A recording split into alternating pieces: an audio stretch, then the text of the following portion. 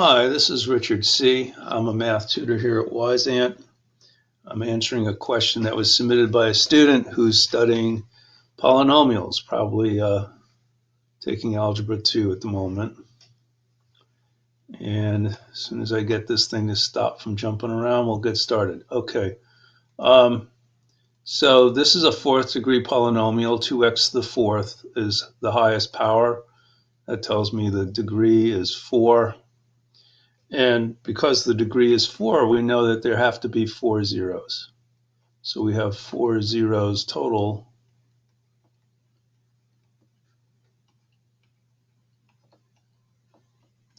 We also know that the imaginary zeros come in pairs. So that means we could have none, or 2, or 4 imaginary zeros.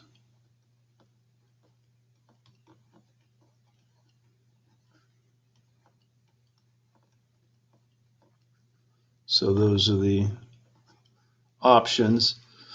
And it would be very difficult to do this by hand because we can't factor. We can't factor this, so we couldn't. We could guess. We know that 0 would be multiples of 6 divided by factors of 6 divided by factors of factors of 2. So in school you might be taught that you have 6 over 1, and then 3 over 1, 2 over 1, and then you'd have factors of the other factors of 2 are 1 and 2, so it'd be 6 over 2, 3 over 2, 2 over 2. But that's very, very tedious. And so the only other thing that we know about this graph is because we know the end behavior, we know that this is positive, it's an even degree, and it's a positive leading coefficient. So we know that the graph is going to be up, up. That's its end behavior is going to be up, up. And all these things are taught in class, and I don't have time to get into them in depth. Actually, I'm not allowed to get into them in depth. So that's our end behavior, and when x is 0, we can see that y is 6. So we know it's going to go through that point, and we know it's going to have this end behavior. But beyond that, we don't really know what the graph's going to look like. And we don't know how many imaginary zeros there will be until in school you would be given a homework problem like this, and you would have to do synthetic division on each one of these to try to find another 0. So this would all be a lot of work, probably take a lot longer than we typically would take on one of these recordings.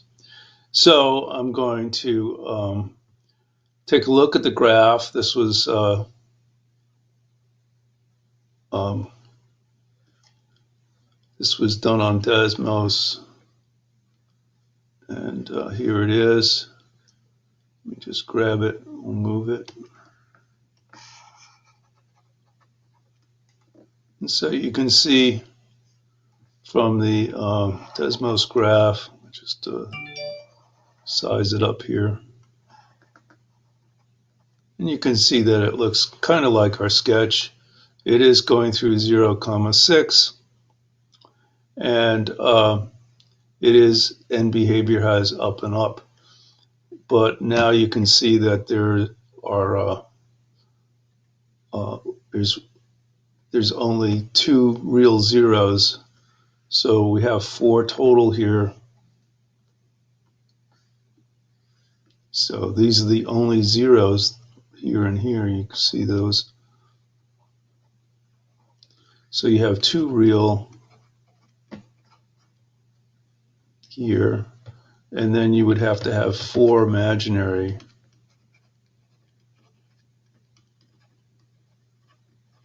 In order to oh,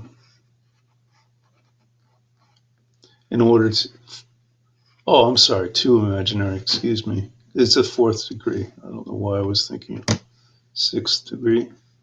So 2 real, 2 imaginary. So your answer is 2 imaginary zeros, based on the on the graph that we did quickly on Desmos.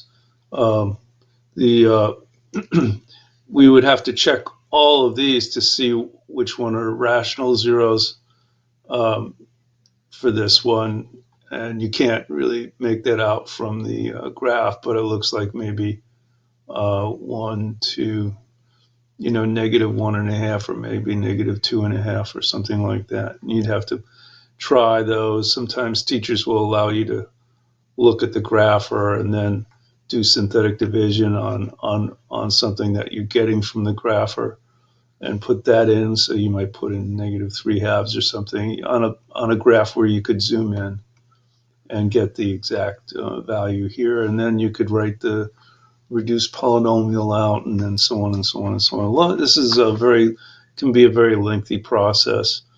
But since they're telling us to consider the graph, that's, some people would consider that to be cheating, and kind of lazy way to do it. But I'm going to just leave it at that. There are other ways to do this by hand, but we're just going to stick with the graph for today. Okay, so that's it for this problem. I'll see you guys again next time. Bye-bye.